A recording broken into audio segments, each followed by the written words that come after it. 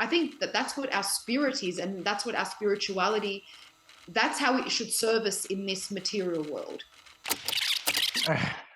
There she is. I'm so Hi. excited. Yeah, I'm so excited. Thank you for doing this with me. Your hair all coiffed or thingied and ready to go. It's coiffed. We're coiffed. You look great. We're coiffed. Does it matter that my microwave and my fridge and my Chuck's wipes and handy kitchen tidies are there? Whatever you want. I mean, look, my fridge is right there. It literally is mirroring each other. Both our fridges are right there. You know what's going to piss me off the most? This is open.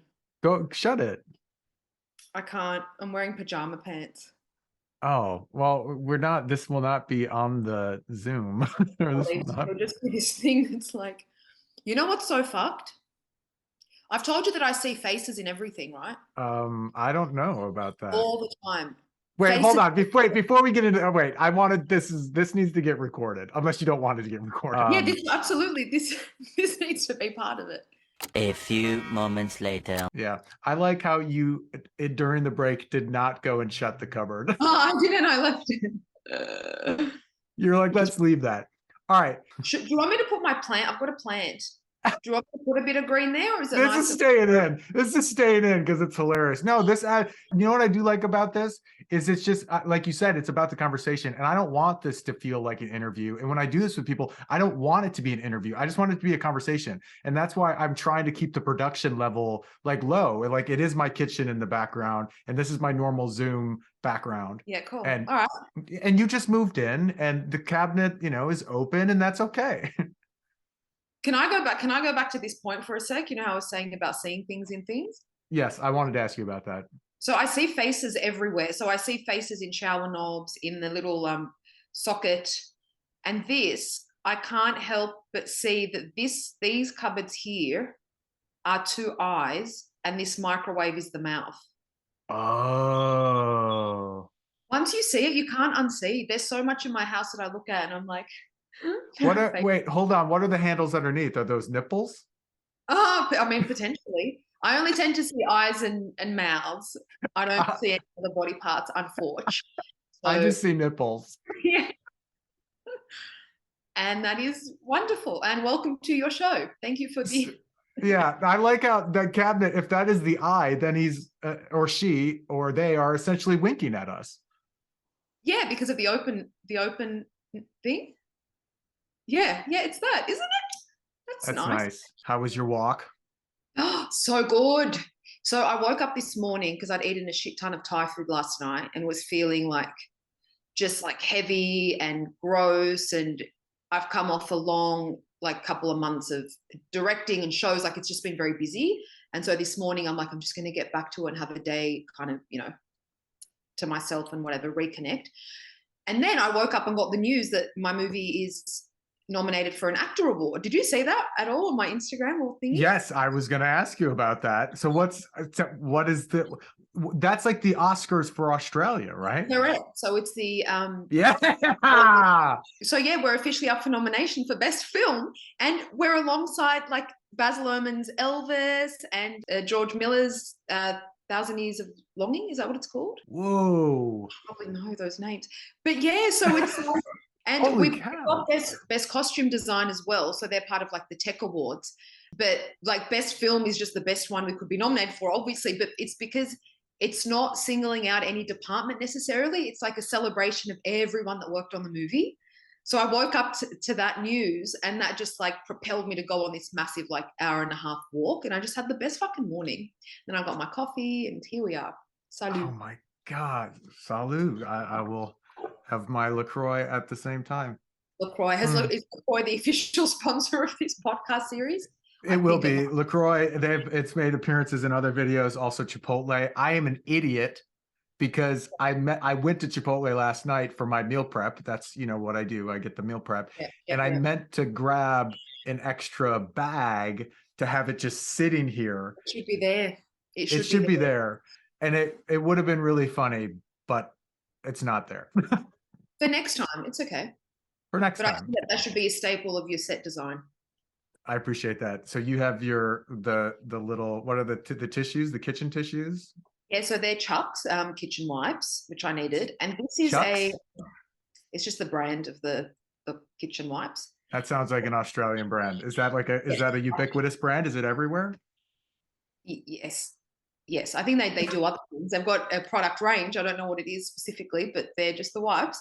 And here is a heat pack because my shoulder was a bit tense from all of like the work and winning at life. So that's kind of sitting there. So. Wait, okay, so I want to come back to I went to LaCroix and then Chipotle, which is also awesome, but we were literally just talking about you and the nomination for the film. So it's costume design and the like best picture for the whole for the film. Yeah. Whoa. Yeah, I'm just excited for the awards night. Like we could just get to celebrate with each other. Like it's a really good way to wrap up the whole experience because it's been like 4 years. I was literally just gonna say, oh, that's fun because you get an awards night and you're gonna get to wear a dress. That's obviously my main priority. Like, hello. I'm like, obviously, I have to start shopping now for a gown, like a black tie gown. I'm so pumped, but also for the celebration and the movie and blah, blah, blah as well. But mainly the dress. I'm it's joking. All fun. No, yeah, but it's all fun. It means everything and nothing. And I think when you go with a sense of, this doesn't define you or it doesn't mean much, like it's lovely to be acknowledged for the work and stuff, like to feel validated and all of that and to celebrate. But ultimately, it's just going to be a big party. And I can't wait. That's why I'm glad to like talk to you with this because like being able to have that perspective of it means everything and nothing at the same time. And that's obviously why we connect a lot. And gosh, it's amazing to think about 4 years, you said, of this kind of coming to a fruition. And I remember getting involved with acting in the beginning and hearing people talk about, or actors or directors talk about, oh, this film took 5 years to make or 10 years to make. And I was like, wow, how? I don't have time for that. How does that happen? Right. And now being almost 20 years into this, I see, oh yeah, I see how it can take 4, 5, 10, 20 years to get something, to see something fully to its end. And it should take that long because anything quality needs time. You need time. It needs development. It needs to kind of sit and settle. It needs to move naturally and organically. Like we can't, if you want to produce like a shit ton of content and push stuff out there for the purpose of, maybe building a following or, maybe there's more of an urgent goal, then that's a whole other story. And that's totally, that has its place as well. But to actually create something that, of really high quality, it takes time. And I think as well, because when we started, none of us knew what the fuck this would be. Mm-hmm. We, the 8 writers, of which I'm one, we got selected to be on this project. So we had to apply for it. And when we all came together for the first writer's room, we thought we were writing a web series or something. We thought, oh, this is cute. Look at us 8 writers getting together to write something. We had no idea. And the producers as well didn't really know what it was going to be. But as the stories picked up a little and we started to see these really great connections and the vibe was cool, and the project started getting more funding, they're like, wait, hold on, this could be a feature film. So it was only kind of halfway through the process that we kind of saw it as being a feature, and I think that's why it ended up being so successful because we all came in not having any expectation. We would just genuinely enjoy the craft and write and come up with ideas. And the producers believed in the project, whatever it was, right from the beginning. And they just knew it was going to be something special. And from day one in that room, I looked around and I'm like, this is a special bunch. There was just something in the air. You can just feel it sometimes with different rooms when you come into with these creative projects. There's like a crackle or a sparkle or a connection with people that just, it's very palpable. Very much so. And I think as well, it's the chemistry of all the people in the room. Like it's a specific dynamics of the people created. Like had there been one extra person in that room or one less person in that room, that secret chemistry or whatever would have been upset. Does that make sense? The secret Chipotle sauce? Yeah, secret Chipotle sauce. It's like there was just enough of this, just enough of that, just enough of that, and that's what made it be the special Chipotle sauce. The nominated film. The nominated film. Yeah. So anyway. Did it come together as, you said it started like as like a web series idea? Is the final film a sort of anthology, or is it a disconnected piece, or is it all together? Does it relate? I don't. So think of Crash, you know, the movie Crash. I was going to say Crash, and I was like, that's probably not it. I'm an idiot. Oh, okay. Yeah, that was our reference kind of the whole time. It's 8 awesome interconnected stories. So because there were 8 writers and the producers wanted original voices and they wanted us to write what we were passionate about, every writer wrote their specific chapters, and then we found that we could link them through an inciting incident. So it's that Crash formula of different characters living different lives, but something happens that brings them all together somehow. So as you watch it, it goes through chapters. So it'll be the first chapter, second, so on and so forth. But yeah, there's that connecting link. And the thing that connected it all as well was there was the same DOP, so the same cinematographer.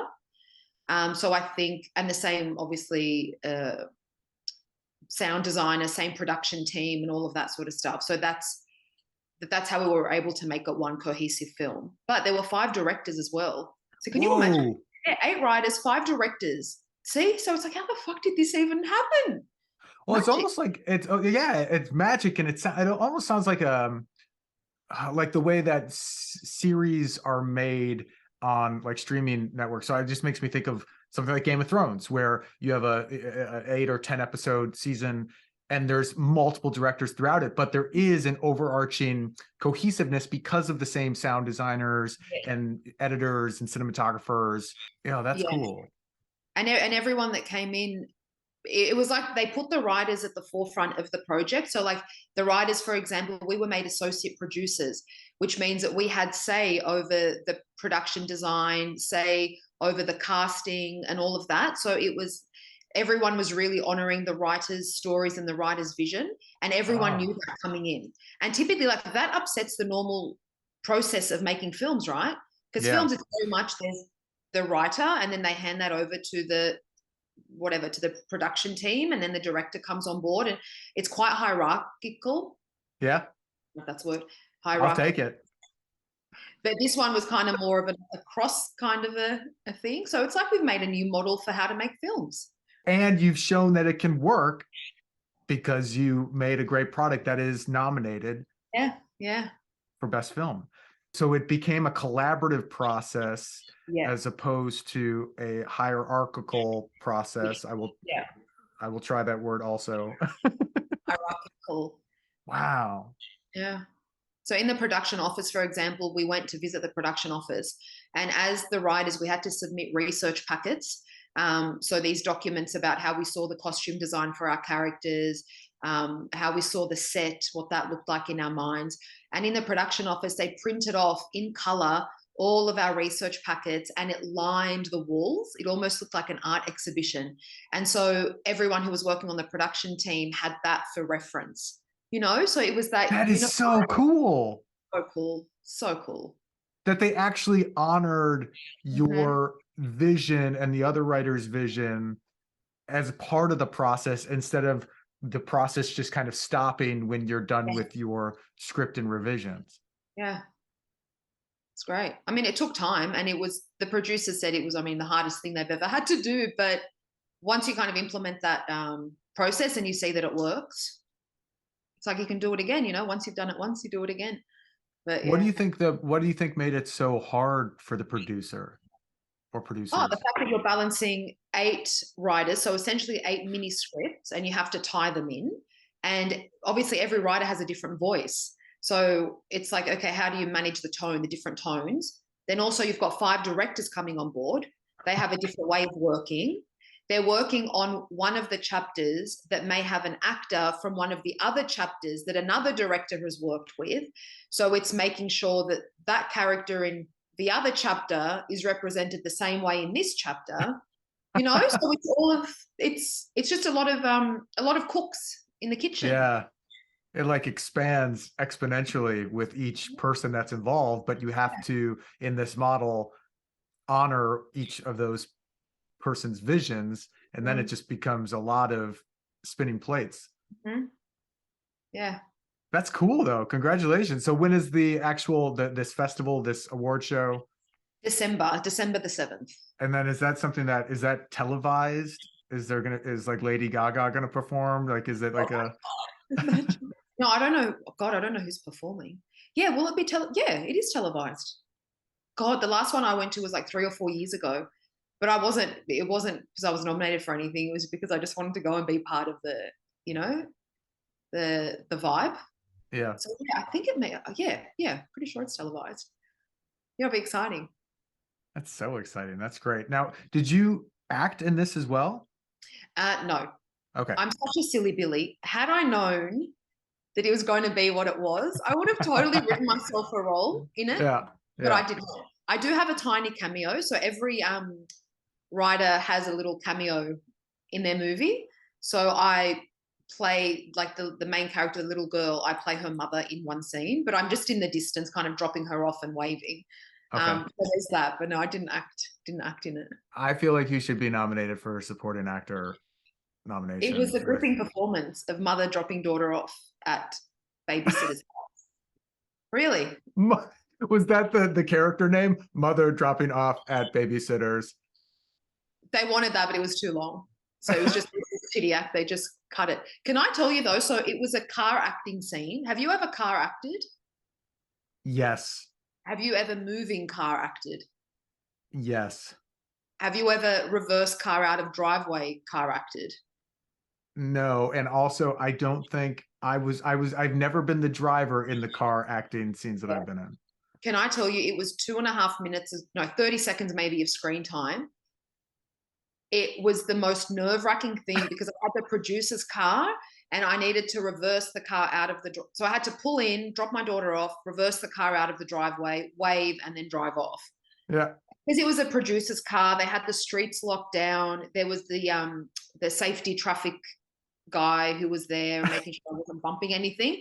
It was just became this microscopic kind of little activity that you do every day without even thinking about it. But it was like, oh my God, am I going to crash this fucking car? But we made it, praise be. We had to do like 3 or 4 takes. It's just like Truly. 40 seconds of terror.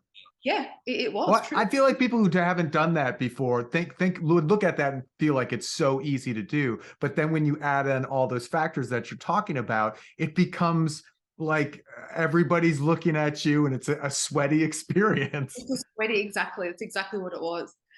Man, have you ever done any stunts or something where you're like, oh, you got to get it on this take, otherwise it's ruined? Yeah, so there were 2 things that come to mind. So I was in a movie called Slam, and it was I was in it for like 30 seconds, but it's like the pivotal climactic scene where one of the main characters has a flashback to a war in Afghanistan. And it was me playing an Islamic woman with a dead child in my arms. So it was like this big mummy costume thing that they made. So it was me holding this dead child in my arms. And the camera was kind of tracking in on my face as I had to wail, looking down at my dead child. And like just before they called action, the costume team had to come and drop menthol eye drops into the thing and splash me with more dirt and stuff. So it was like I had to get that right because, because in the desert and whatever. Yeah. So they did all of that right before they called action. And it's like you don't have many goes at that because there's only so much dirt they can throw on you or so much menthol they can put into your fucking eye. Yeah.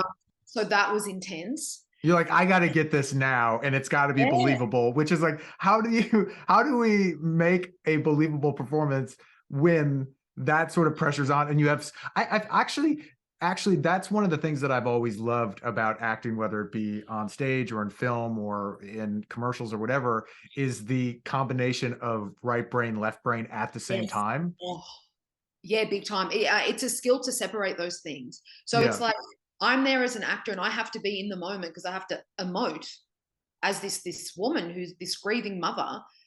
But you have to still be aware of all the technical stuff that's going on around you. But after a while, you just stand there like a prop and you let them do whatever they have to do. But you kind of need to disconnect from that, Splash the dirt in your eyes. Yeah, splash, but it's okay. I'm not even seeing the splashing because I'm here as grieving mother with this dead child in my arms. It's just that. But yeah, you're right. It's a really quick bouncing back and forth between left and right. And a lot of actors, when they start their training, they think, oh, being an actor is about my emotions and it's blah, blah, blah. It's like, no one gives a fuck. Truly, they just assume that you know what you're doing, you're a professional. When you get in there, you're as movable as a light or a prop. So you have to be ready to kind of take on that role and to put aside all of your ego and all of your, And I even remember I sat in the makeup chair for something and I had this feeling of like, oh, wow, I'm a star. They're doing my hair and makeup. And I'm like, you're just sitting in the chair opposite a mirror for practical reasons. They need you sat down there because they need to do, the costume and makeup department need to do your hair and your makeup. Yeah. You're not there because they think you're a celebrity. It's like once they're done with you, you're out of the chair and off you go. That you're in the chair for practical reasons. True. Like it's hard to, it's really hard concept of like you sit down and to not feel like, oh, I'm a star sitting in my trailer now. Like sitting in my fancy chair with these lights all around me. It's like, no one gives a shit. No one cares. That reminds me of, I remember reading a while back in this interview with Justin Theroux, who's a writer and director. And I think he's directed stuff, but great writer and hilarious actor. But he was talking about how when he got more involved with behind the camera, he realized that same thing where actors think they're the most important thing, but in reality, if you think of it like a house, the writer is the architect and the director is the interior designer, but the actor is like the leg of a table. Yeah, they're just in different spots, and they are there to serve the whole vision. When I heard that, I was like a punch to the gut, but I was like, oh yeah, that makes sense, and that's humbling and it's good. Yeah, well, when you realize that, I imagine a lot of actors would then turn away from acting because a lot of actors come into it because I'm an actor, darling. But once I realize actually you're part of the acting department, like this is a job, you're employed to be in a department of a bigger business, A troupe, a company. Yeah. Exactly. Yeah. Yeah, I was definitely guilty of that in the beginning. I wanted the attention. But it's still fun to kind of feel a bit. You can still feel that, like, but as long as you know at the end of the day that doesn't really mean anything. Back to what we were saying before about nothing means anything. You can still enjoy that. A paradox, it's fun and it's nothing at the same time. Yeah, so I watched this, I don't know where I found it, but an interview between Barbara Walters and Dolly Parton back in the day, like ages ago. Okay, I don't think I sent that one to you. Oh, I'll send it to you after this. Great. Oh yeah, it was a guy analyzing interviews and kind of seeing body language and how people interact, how they ask interview questions and how they reply to them. So he was analyzing their interaction, and Barbara Walters was asking Dolly Parton really kind of probing questions like, oh, why do you think you need plastic surgery? Or why do you put on this? Why do you dye your hair so blonde? Do you really need it? Like she was trying to probe her, but Dolly Parton, what a class act of a woman. She was just smiling the whole time and said to her, she goes, oh no, I have a really strong sense of who I am and I love who I am. I grew up really grounded, had my family around me. She goes, so all of this stuff that I do, it's just for fun. I know at the end of the day, it doesn't mean anything. And if it were to go away tomorrow, it wouldn't matter to me because I know what's real and what really matters. So this is just all for fun. And that really stuck with me because I thought that's a stellar answer. Like, what a superstar. Because Barbara's waiting for Dolly to say, oh, yeah, I want the attention or whatever it was. And Dolly's like, Barbara, this doesn't mean anything. Like, I know who I am. It's all good. Yeah. So it's like there's a freedom with that because Dolly she's not, if you're okay with it all going away, then there's just freedom to do whatever you want. And that's what Osho said, right? You know, that famous thingy, Osho was asked, you preach humility and you preach all of this stuff, but you own like 1,000,000 cars and you have like palaces and whatever. And he said, no, the only difference is I'm not attached to any of it. Yeah.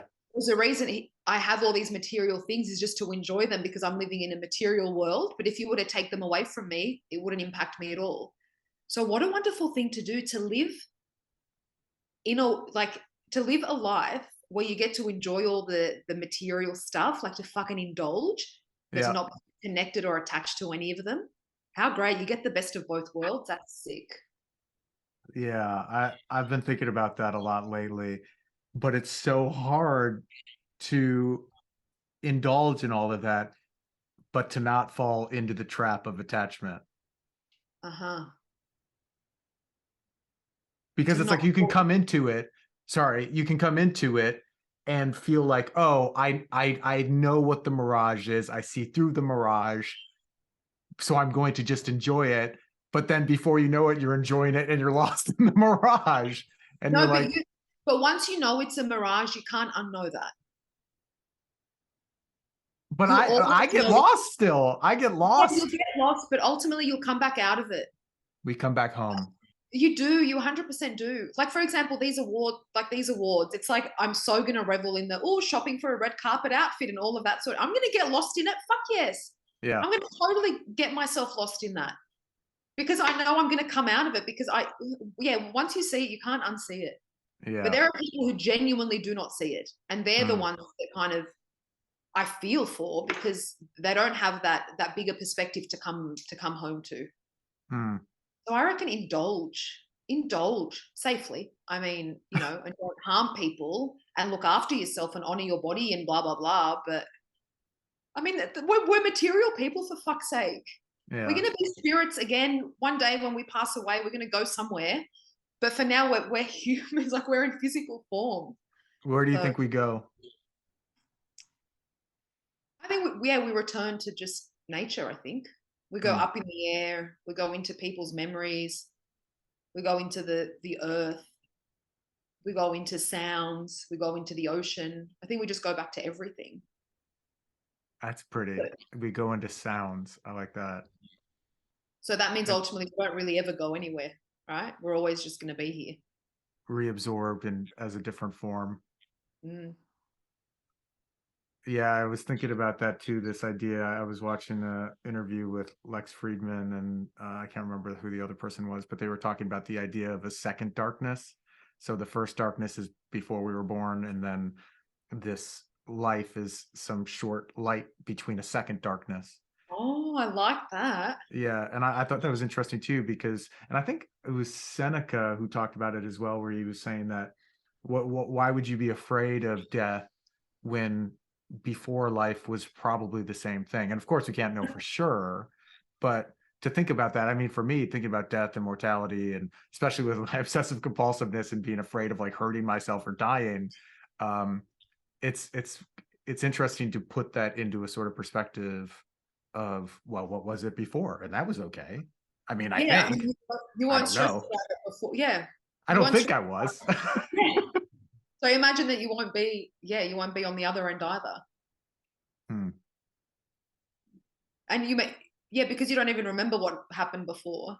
You won't remember what happened after. So I mean, it could have been terrible. And then they just like Men in Black you with the device, with the dildo looking device. You know what I'm talking? The thing that flashes. Okay. Yeah, that thing.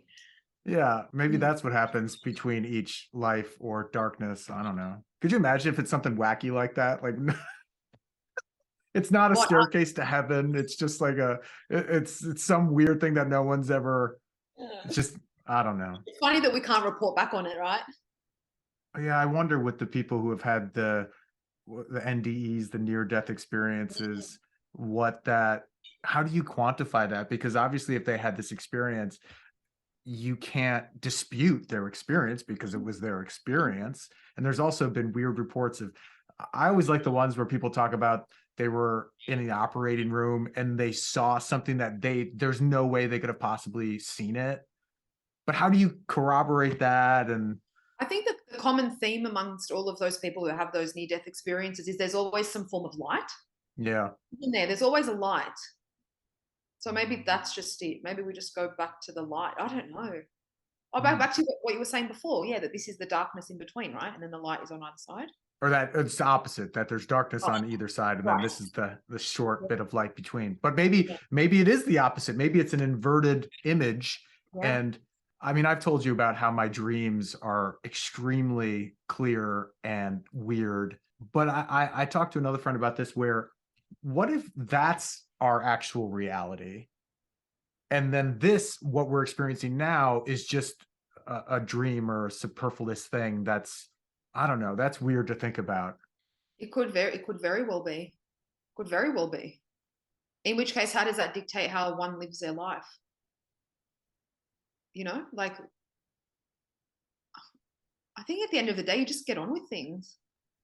It seems like you have a, what is it? The idea, not necessarily a hedonistic point of view, but like, I think it would more be aligned with existential point of view, where you give your life meaning based on whatever you want it to be.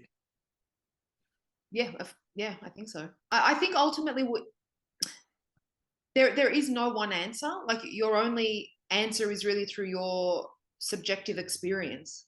You know, because we don't all experience the same thing. Like, we're walking around seeing through different eyes. So of course the world is exactly how you see it, and no other. There can't be another answer. Like, we don't see the same things. Like, how can I look at something and see eyes and faces The cabinet. and someone not see that? Like, people are seeing that and people aren't seeing that. So it's, you know what I mean? Like, it's a different subjective experience. So how do you make it universal? Or how do you, like, or does it even have to be universal? I don't think I think the universal thing is that we all have subjective experience and point of views. I think that's a universal thing. Yeah, I want to come back to trying to have more fun with that. I think you do. I think you underestimate the amount of fun that you have with that. I think you enjoy all of the asking of the questions and the question, you know, the question marks and the mysteries. I think you enjoy that. I think I also enjoy self-flagellation. There's something I get out of it as well. Yes. Everything that we do, it serves us in some way. And the reason why we don't let go of certain ways of thinking or certain habits or certain whatever is because it's serving us. So everything we're doing, essentially we're doing it because we want to be doing it. Everything we think about ourselves, everything we think about the world, we want it. Otherwise we wouldn't have it, I think. And I think that's a pretty controversial issue, a controversial statement, because this philosophy therefore has to apply to absolutely everything. So I've just said, I've made the statement, the very controversial statement, that everything in your life, good or bad, you've wanted it. And you're holding on to it because it's serving you for some reason. And you're not letting go of it because it's serving you for some reason. And then a lot of people would say, well, no, I don't want my ABC disease, or I don't want this habit, or I don't want this blah, blah, blah. But it's like, then why have it if you don't want it? And then the answer to that might be, but sometimes you just can't control things. And sometimes things are outside of your experience, outside of your control. But are they? Are they outside of our control, or do we control absolutely everything? I think we control it all, man. You could. I mean, there's nothing to say that we couldn't. There would be some who would say, oh, well, science would prove that wrong. Well, I would think any scientist worth their salt. I mean, you look at people like Einstein, there's, in a lot of their quotes, these scientists worth their salt seem to have this great humility, because the more that they learn, the more that they realize there's so much that we don't know and we can't quantify. And science seems to make sense up to a certain point, but then all of a sudden that stops being true or real or replicable. And then where are we? Isn't is gravity proven, or is it just a theory? It's just a theory, isn't it? That hasn't been not disputed or not proved, or, you know? Well, yeah. Well, so like, to me, what I think about with that is then getting into, well, what is anything within this experience? Because even like I talked to you about the one video I did with the book about learning about some different quantum physics stuff, and I am a complete novice beginner, and the way that I understand it is, well, not even what I understand, but what I've seen throughout this, what this book was talking about was the greatest minds in all of science have changed what they believe throughout the last couple thousands of years. Like it keeps changing, and it seems to winnow down into something that perhaps is closer to the truth, but it's still not the bullseye of the dartboard. It seems, because it's so. It reminds me of Michio Kaku, who's talking about how science needs to be replicable, falsifiable, and testable on demand. I think there was one other, or I might not have it completely right, but there's different facets of how experiments need to work. But when you think about it, you can't test the Big Bang at this point.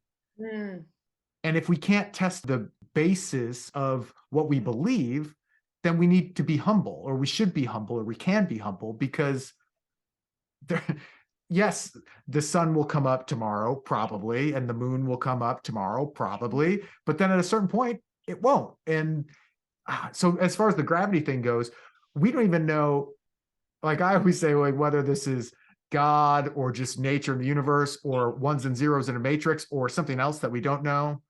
Either way, or whatever way, it's still, we can't quantify it specifically. So as far as gravity, yes, there is like the modern scientific, from what I understand, the modern scientific idea of what gravity is, but is that always going to be there, or the case?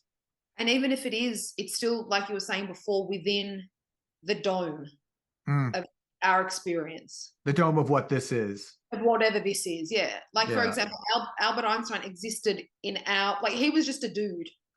He was just a dude that sat there who had the, like, one person. Yeah. Like, it's all just within this dome. It's all just a playground. It's so fun. Fuck, it's fun to have like these jobs and to, you know, do things that are important and to discover things and to, like, what are we doing? We're all playing. Yeah, I know you said I'm good at it, but like I keep coming back. I want to play more, and because like you were saying, there will be people, if there are people who watch this, who say, like you saying, "Oh, is gravity a real thing?" Who'd scoff at that.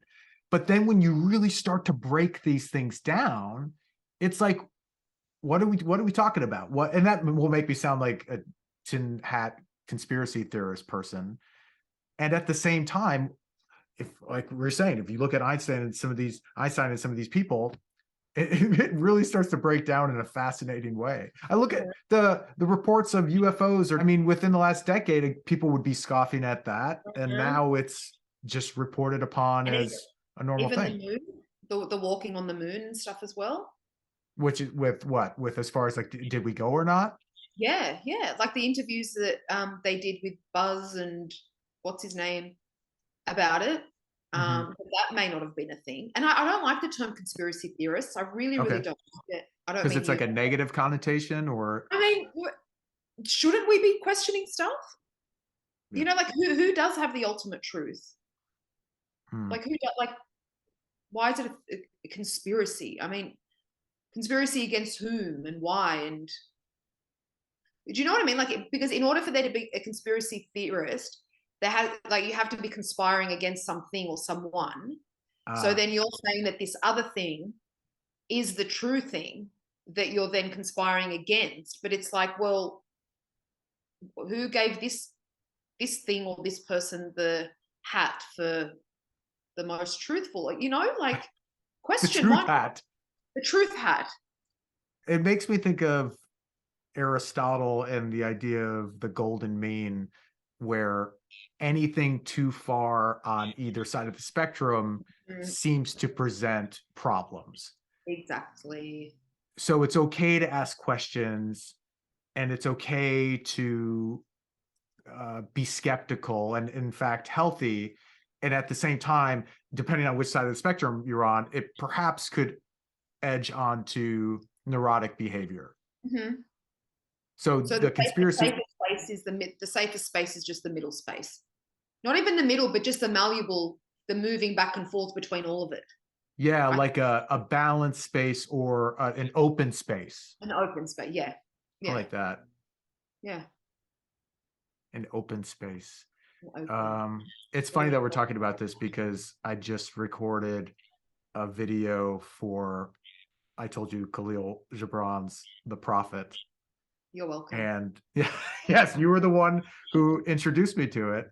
And I devoured that book and did not understand it completely, but was blown away by its beauty. And I know you've known it since you were little. What do you take from that book?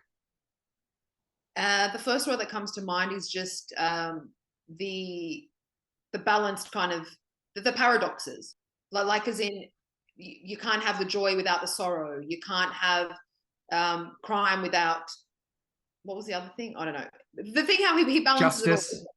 Justice without crime. Like it's all balanced, and it's very the Tao Te Ching, right? Like it's that thing of it's all this circle, and it's a very shit answer. No, I'm smiling and also laughing because of the synchronicity, because the theme of the video is paradox. And that's what I took from the book as well. So yeah, I thought that was really interesting. Another funny side note, which I think is fun with the Tao Te Ching, is that what those words mean. The Tao means, from what I understand, like the universe, and Day means the universe through you, like as our experience as a person, and then Ching means book. Oh, really? Yeah, so it's the book about the universe and how it flows through you. That's how I understand it. But I always think it's so funny that, like, oh, that's like the universe and the universe through you. Book. That's great. Book. Yeah. I think Wayne Dyer did a what's it called? Didn't he I don't know about Wayne Dyer. He's not someone I've gotten into yet, but everybody speaks so well about him. Yeah, Wayne. So he did the principles of the Tao Te Ching. He did a book where he translated basically all of it into just modern day language, essentially. Oh, principles. Yeah. That's cool, because I love that book, the translation that I read, but at the same time I was like, well, God, it's just more riddles. It's all riddles. But that's what I'm trying to get. I've found more of a peace recently with accepting the paradox, which is a paradox in itself, like acceptance of a paradox that doesn't compute.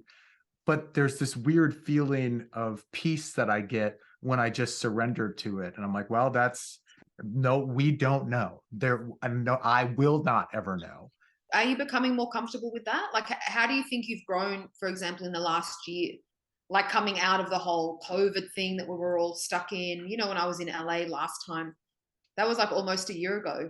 Do you feel like your opinion, your philosophies, your perspectives, your like thingies have changed? Like, yes. It's interesting, specifically because I've made videos throughout this time. It's interesting to go back and look at different points where I was at and things that I'm talking about, because there's definitely been a growth. And I think a lot of the growth has gotten to the point of a version of self-acceptance and shadow integration specifically. And I'm not completely there yet. And obviously I think this is, again, a part of the acceptance of paradox, because I'm not sure I'm ever going to get to the point where I'm fully happy with the dark inside of me. But it's been such a thing over the years that I've just tried to push down over and over and over. And it seems like one of the sparks of what's given me the most problem and my greatest strengths at the same time. And so it's weird after this time with being alone, because I was alone so much throughout COVID, to finally face those things without distraction, but to have it take time. Like, it does, for me, it wasn't just a snap. And I've heard some people who are enlightened, or I'll just go with that, imperfect words for what I'm trying to say, but people who are enlightened talk about, oh, it's just a snap, it's just a decision, and all of a sudden you're there and you're peaceful. And for me, it's been kind of like I'm in one world and then pulled back down into hell and then kicked back into heaven and then kind of all over the spectrum. So I just blacked out as I answered that question. Don't you think once you accept something, then that's it? Like acceptance isn't measurable. Acceptance is there or it's not there. So once you accept, this is like a blanket or an umbrella thing. And no matter how your actual experiences change or how darker you get or how lighter you get or whatever, it doesn't matter because that acceptance is just on like cover, like beneath, like the foundation of all of that. Does that make sense? So yeah, then like it's a home base you can go back to. Yeah, and I think home base, like I think that's a term that has come up a couple of times in this conversation. Has it? Yeah, we said it just before in one of the. Really? We'll find it when we go back to. I just blacked out again. Yeah, this idea of coming back home. Home. You know, yes. of creating that safe space to come back to, so that you can go and have your dark thoughts, you can have your nightmares, you can have your whatever the fuck, but you know ultimately you're going to come back to somewhere safe. Like, and I think that's what our spirit is, and that's what our spirituality, that's how it should serve us in this material world. That should be the thing that gives us comfort and hope while we encounter the physical world and the lions and the dragons and all of the dark shit, you know? Yeah. So when I was in LA last year, a friend and I were going to the Van Gogh exhibition, and he said, oh, do you want to go on to Broadway, I think, and get some edibles and stuff? And because it's legal in the US, I'm like, sure, it's legal here, why not? And I'd done weed maybe once ever in my life. But anyway, we went and kind of got an edible, and then I went to this Van Gogh exhibition, and I think I took more milligrams than I was meant to fucking take. I probably should have taken. Classic. And then we went to the exhibition, and I was tripping out. Like it was, and it's the Van Gogh exhibition, for fuck's sake. It was audio, visual, underneath you, above you, all around. It was trippy. And I thought, I didn't know what was going to happen to me, and I couldn't tell my friend that I was tripping out. Like I didn't want him to be too concerned about me. And I remember walking up to the bathroom, and I was like holding onto the railings because I thought I was going to trip over. And that voice, like a voice just said to me, don't go to the bathroom, because if something happens in the bathroom, your friend's not going to know where you are. So just take a few deep breaths, go downstairs, go and sit near your friend, and go and tell him you want to go outside for fresh air. So I did that, and the voice kind of kept saying, it's going to be over soon. It's going to pass within an hour or 2 hours. It's going to just pass through you. So blah, blah, blah. So I was able to have that experience, and I got less freaked out because I knew that there was someone looking after me. So I think that's what, when we talk about home base or having that spiritual basis, that's there to protect you and to make you feel that everything's going to be okay. And I think that's our job, is to strengthen that side, to strengthen the base, so that no matter what happens in our day, no matter how off the rails we go and how heightened our emotions get, we know that we'll always come back to that, you know? Yeah. There's a beacon, there's a signal, it's a lighthouse. Mm-hmm. But if you don't train that beacon, if you don't train that, then that voice isn't going to be strong when you need it. How do you distinguish between that voice and like the inner ego sort of voice? It's the quality of it. Like it feels nurturing. It feels kind. It feels relaxed. It's not urgent. You know, it just slows me right down. And it pops up when I need it the most. Yeah. You know, so in the darkest time, like when I was tripping out and thought I was going to pass out in the bathroom of the Van Gogh exhibition, and it's like I couldn't handle it by myself. That came up to support me. Do you have a word for that, or like what do you label that, or is that just a feeling and that you just leave it like that? All of the above, I think. Like a voice, spirit, the nurturing part of me, mother, God, all of it, I suppose. It reminds me, Anthony DeMello talks about where the temporal desires versus like a universal desire Mm-hmm. as far as how we live this life, and that the temporal desires have a clinginess and a neediness to it, where the universal desire has that calm sort of energy and a feeling of peace. And that, it reminded me of that. And it's similar to, like, I see the spiritual one as being like a mother, and then the temporal one being like the child. So the child Ah, is highly erratic and all over the place and doesn't know what they want and has ego and has heightened emotions, and off it goes. But the mother or the nurturer will always be there to look after it. And I yeah, think those two things can work together, in which yeah. case you should never fear going off and just being completely reckless child, because you've got that nurturing side, that spirit side to come back to. And it's always there, whether or not you believe in it. Correct. But you need to develop it. I think Yeah. it's always there and it always exists, but people just don't do the work to strengthen it. Clean your It's mirror. like it's like building a strong body so that whenever you get injured, your body's going to snap back. Mm. And you know what I mean? So it's developing a strong spirit so that when you're broken, that spirit is there and it will bounce you back quickly.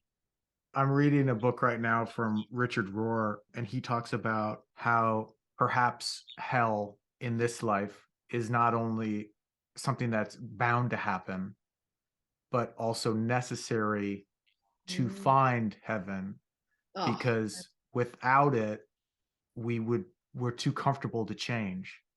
So whatever you want to call it, whether it's God or a source code or universe or whatever, puts within us our life and our trials and tribulations so that it will push us to come back home. And I thought mm, that was a really so true. interesting way to think about it. And of course, it's like, well, how do you explain war or famine or terrible things? And I don't know. I don't know. But it makes me think of another quote from somebody who's talking about how their vision of God encompasses everything. Mm, And another friend, he had a wild sort of experience, a vision where he saw that God and life and this whole experience is just God trying to experience all of everything mm. throughout time. Love that. And I thought that that one has always stuck with me because it seems it can encompass everything great and everything terrible. And again, we're at the paradoxes of, Yes, the paradox, of course, you cannot have one without the other. The reason we know what the word peace is because we have peace from something. We have peace mm, from the suffering. yeah, If there's no suffering, then what is peace? mm, It doesn't exist. And same with the opposite. We have suffering so that we know what peace is. Like it's all that, like, back to the dome. It's all under the same fucking dome. Like there's no separation. There's yeah. no separation at all. That's why I think, yeah, developing that spirit and developing a bigger picture perspective is paramount. It is fucking crucial. And to not look at events as being just like little standalone little things, that they all connect to this bigger, higher experience. How did you come to find this sort of journey, especially without really ever doing psychedelics or things like that? I started journaling when I was like 10. Ah, I just loved writing. And every time I'd have feelings, I'd go to my journal and just write them out. And then what you find is you're putting all your thoughts and your feelings down on paper, and then they don't really become that important anymore. So it's like you step back and you see it all, and you're like, oh, okay. So the person that's writing all of this stuff down is the person that's also seeing all of this stuff happen. So therefore, that's what I identify with, not so much the thoughts and the feelings and the experiences. So I think that, honest to God, like I've got about 30 or 40 journals just sitting downstairs in my storage cage. Of 30 like to what, 40? yeah, I mean, I've been writing for years and years and years. And over the years, I've noticed how the way that I write has changed. So very early on, it was, Dear Diary, today I did this and this and this. But then it became like, as I started to read more like about Abraham Hicks and Byron Katie and all of this sort of stuff, my journals turned more into workbooks, like spiritual workbooks, where if I knew that I was collecting a shit ton of bad thoughts, or, thoughts that weren't serving me, I'd take stock of those. So I'd write down an inventory of thoughts. And then in the second column, I'd write down the better feeling thoughts. And so it just became that. So I don't know where I'd be if I didn't do that. I don't know where I'd be. That's so cool. So it turned into like a work table. I was thinking a battleground, but that's a negative connotation. But like an experiment, a room where it became a tool. And it's weird too. God, at 10 years old, you experienced the idea. I mean, we're going to get lost in semantics here, or I'm going to get lost. Of like Michael Singer talking about the seat of the self versus the lowercase self, which is wild to me. I also, it's weird to me that you brought up 10 years old, because I always associate 10 years old as being a very seminal time. And I've heard other writers talk about it. Like Glennon Doyle was talking about it in one of her books, where 10 years old is this moment in time for a lot of people. And I always think of it as the age where you start to care about what you look like when you dance. That's great. But man, 10 years old. Yeah, that's. And one of my earliest diary entries, like when I was 10, was, "Dear diary, today in the library, I had to sit next to Adam because I had a massive crush on this boy called Adam." Like, everyone in class was like walking down past us in the aisles, singing, humming the wedding, like dun dun dun dun. And I felt so embarrassed and blah blah blah. Like, it was me kind of sharing those feelings on paper, because that was the only voice. That was the only place I could go that I didn't feel humiliated, or I wouldn't get judged. It was just me putting it on the piece of paper.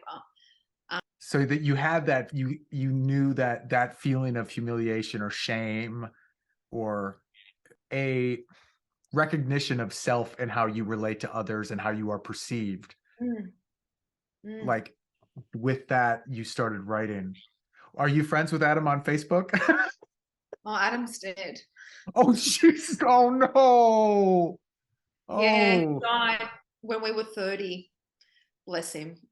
Oh. So yeah, I had a massive crush on him from like year 2 or year 3 up until year 8, where I wrote him like a love letter. And it was this moment, we were at a park playing touch football, and it was in year 9. We were like 14 or 15. And one of my other friends, like, all the boys were over there, and then my friend like runs over. She's like, "Oh my God, guess what?" I'm like, "What?" She goes, "Oh, Adam just told me he liked me." And in that moment, I'm like, "Oh, wow, great."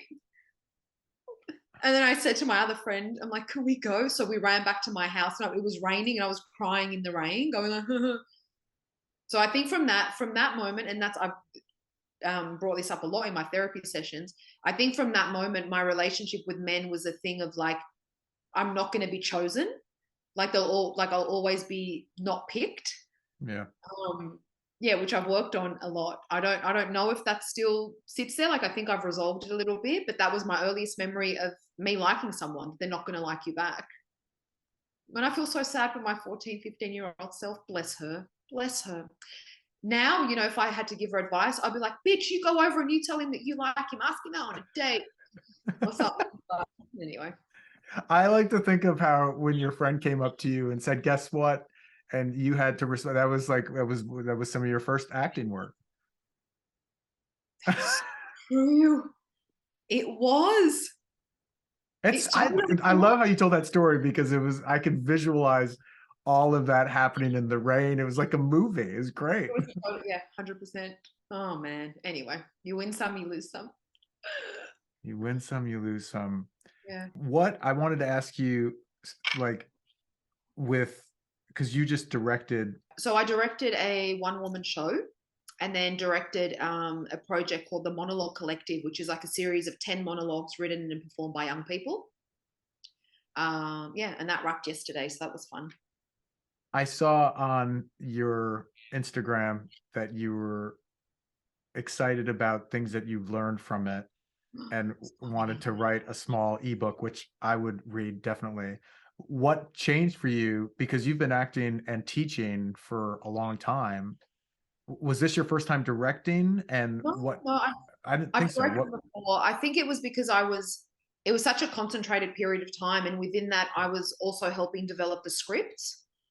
So it just, this is now, we'll turn it probably into a craft conversation, but it was just working really closely with script and then working really closely with actors interpreting the scripts. Like there were some key things that stood out with everyone that I worked with that I'm like, wow, like I knew it before, but it just was made so much more clearer, more clear.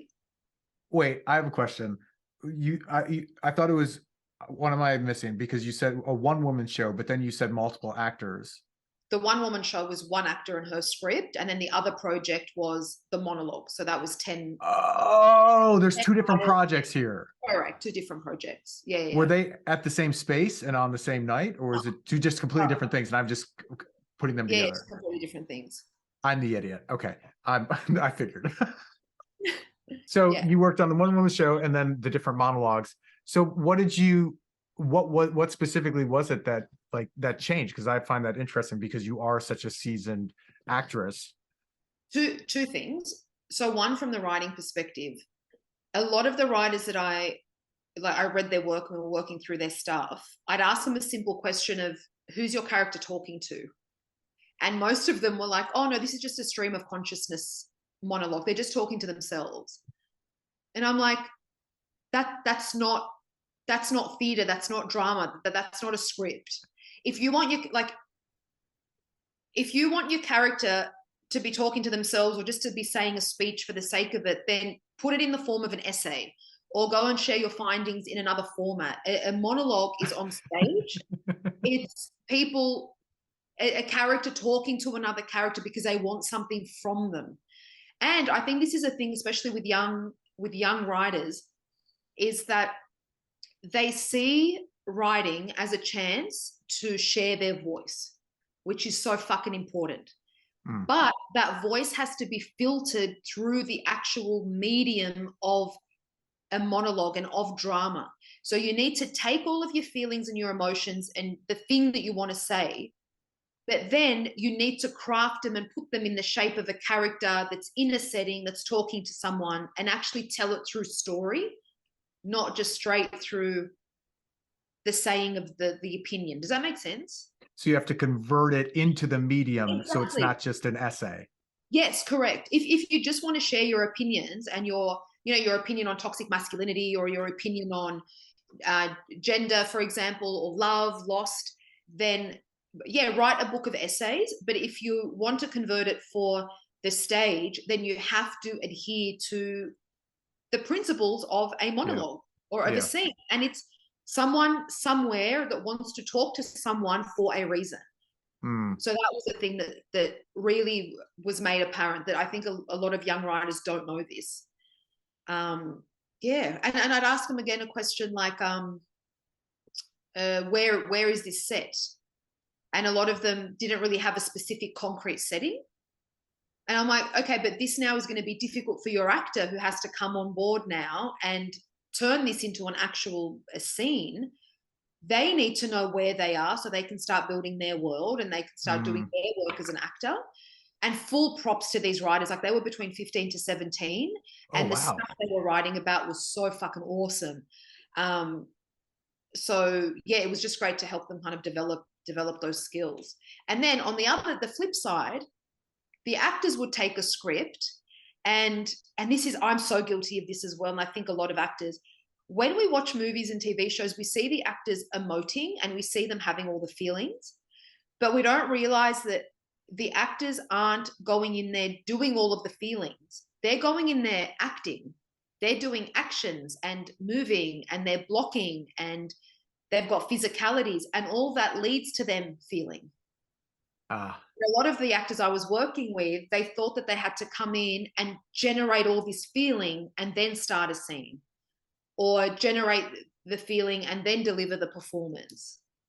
But it's like, no, it's actually easier than that. You don't have to worry about going back into memory and feeling anything. All you have to worry about is you are a woman in a cafe that's busy, you're ordering a coffee, your wallet drops, you spill coffee on yourself. Like, go through the actions and that eventually is going to churn up all the emotion for you. It's so simple. You are pulling out of the driveway, looking behind you, going to pick up your child. Exactly. And the fear will come out. You don't have to feel the fear. The fear will come out. Just the by terror will be there. But yeah, that's huge. That makes me think of, because we met and worked together in the Chubbuck studio with acting, but Chris, our teacher, Chris Holder, talking about how don't try and feel emotions, let them feel you, or like be affected by them. Mm-hmm.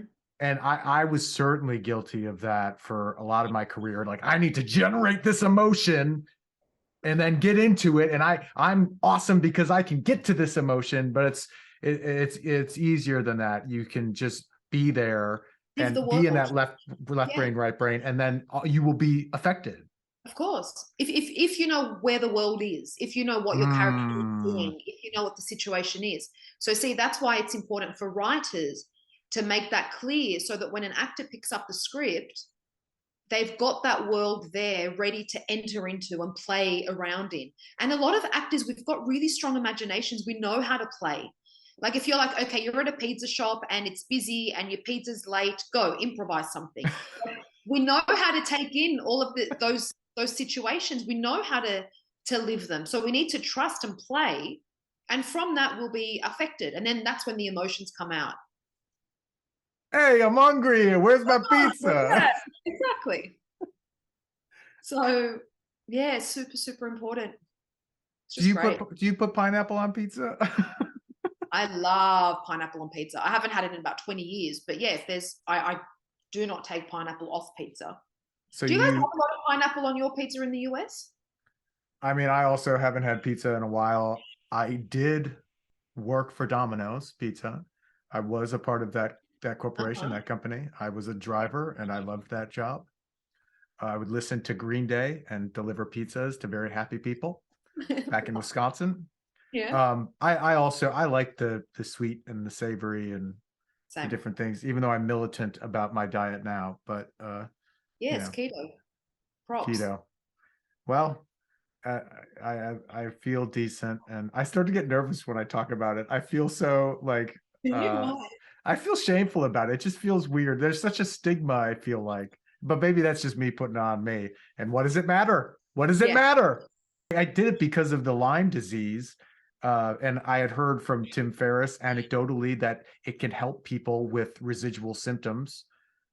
And for me, it seemed to. And that could just be a placebo or just length of time from having the disease. But it helped me. And I also, the weird thing about it that I do actually like, and again, this could also be placebo, is that from the way that I understand the way my body is operating off of fats and ketones as opposed to glucose, is that I don't have the same blood sugar drops and spikes.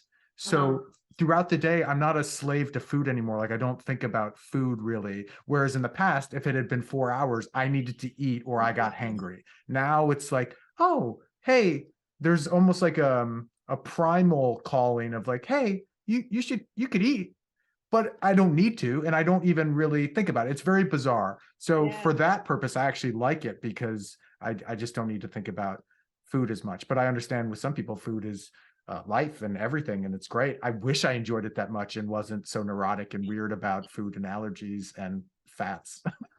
Well, no, it just seems that you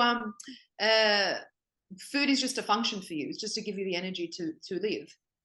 That's Whereas a great I way know, to put like, for it. example, in my culture, it's like food is love, food is community, food is, I mean, your mother is highly offended if you walk out of your house and you haven't taken the leftovers that she's, you know, or the thingies that she's cooked. It's like, or if people come over and you don't offer them food, it's like rude. But it's nice. It's like a nice little kind of community. How am I going to travel? In fact, I'm going to be rude to so many fucking people. No, I'm not. I'm going to, even though I'm allergic to peanuts, I will eat the peanuts. I need the people to please. I need to please the people, and I need to be accepted. You'd sacrifice your breaking out in allergy, breaking out in rashes. Did I tell you that I was never allergic to peanuts, and on my last blood test, I'm now allergic to peanuts? Yes. I feel. No, although it says, I mean, I'm sure it's just them legally covering their bases, but it says on the breakdown, you have a very small reaction, but that doesn't mean that it won't be anaphylactic. So did you buy an EpiPen? I have one. This is something I've been thinking about for a while. I don't even know if I'll say it. Fine. Back when I was in New York and I started to have this was 10 years ago, I started to have reactions to like almonds, and I went to the allergist and she ruined my life with one sentence because I said, this is weird. I've never had a nut allergy before. I've only been allergic to the trees and dogs and cats. I've never had food allergies before. And she said, oh yeah, you can become allergic to anything at any time. Thanks, babe. Sick. my whole world was like, I and now I'm afraid I'm afraid to eat anything. Which I think is also hilarious at the same point because I never had a peanut allergy and now I'm 36 and I like to think I am so neurotic that I manifested a peanut allergy. I mean, you know how I feel about people manifesting their own thoughts. I mean, really, when that nutritionist bitch lady was like, oh, you can be allergic to anything. I mean, that set up the reality in your head then, right? It's like, oh, I can be allergic to anything, versus her telling you something like, oh no, allergies come and go, you're going to be fine. You would have walked out that truth as well. So can you unallergy yourself? That's a question. Well, funny you say, because back then in New York, it was the almonds that was the problem. Now in this last test, 10 years later, almonds are gone. See? The mind, man, the mind. You can't believe it. Therefore, or you believe it. Just make thoughts that you want to believe. Like, I love that. No, it makes me think of Elizabeth Gilbert. I've heard interviews with her where she talks about that, and I think also with referencing Byron Katie, who I don't know much of her stuff anyway, but she's actually someone I want to get into next because I've heard she's revolutionary. But she talks about this idea of whatever this is, why not just be positive about it and have fun, because it's all true. Like if I believe that I will be allergic to things, like I could be. If I don't believe, like I might not be. So why not kind of just skate on this experience of whatever this is with something that's more fun, because there's going to be trials and tribulations no matter what. And that comes back to the stoicism of, we don't have control of what happens in this universe per se, but we have agency over how we respond to it. With that being said, perhaps maybe we do have control over what's happening to us and control over how we respond to it all at the same time. There's nothing saying that that's not the case either, but it seems like the closest thing to what we have control over is our agency and reaction to these things. Yeah, and if we don't know if anything is true or isn't true, we may as well just pick the stuff that makes us feel better. Like the thoughts that make us feel better, right? Like, and anything can be true. This is the thing. Anything can be true. You just decide that it is, and it is. You know, like anything can be fucking true. We just pick the wrong shit to believe to be true. We do. We pick the wrong shit. We get lost in the mirage. Is this a mirage?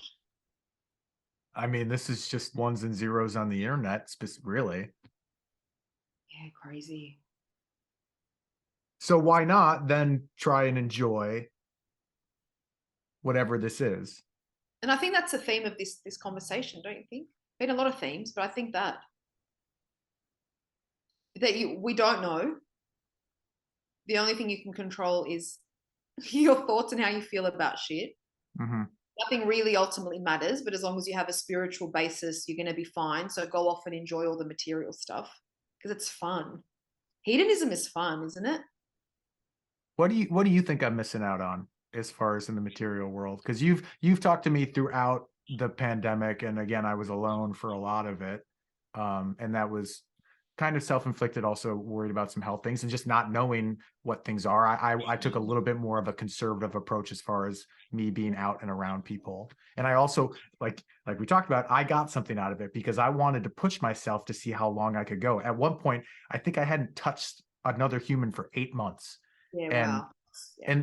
and that's devastating and weird, but I also wanted to push it to see if I could break through some of these primal issues that I've had throughout my life with obsessive compulsiveness, anxiety, depression. I wanted to really, really face the dragon. And I felt like doing that alone in a physical sense was kind of the last boss to like face my ego.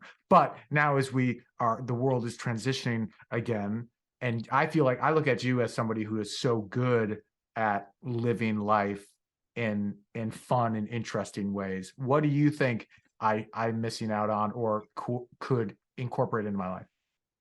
I said this to you a few months back. It was, I think people suit you a lot. Is that what you thought I was going to say? I was hoping. Yeah, people. And that's why I think this podcast is fucking awesome, because it's you connecting with people. Like that's where you thrive.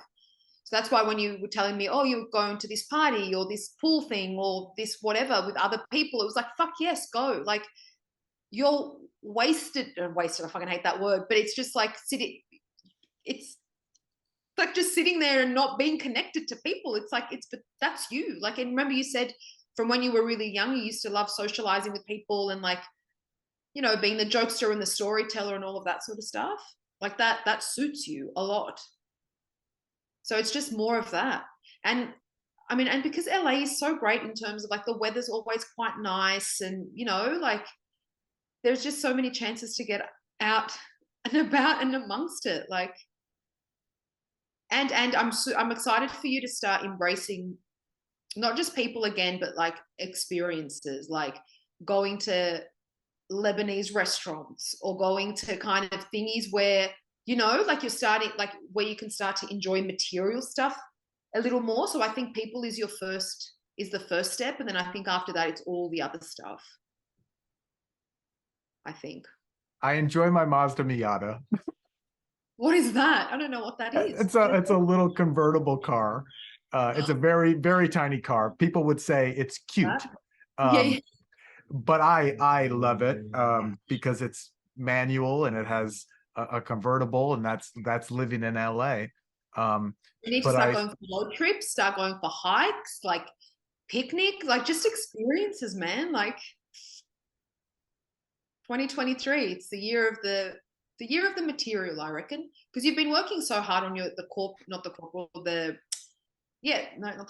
spiritual side of things, I think. And I think you've got that covered. I think now you can trust that you can go out and that base is strong for you. You're not going to get lost out there, you know? What is that word? Literally that same corporeal, that word came up for me yesterday. Corporal. What is that? Corpse, like body. So corporal and temporal. Corporal is, yeah.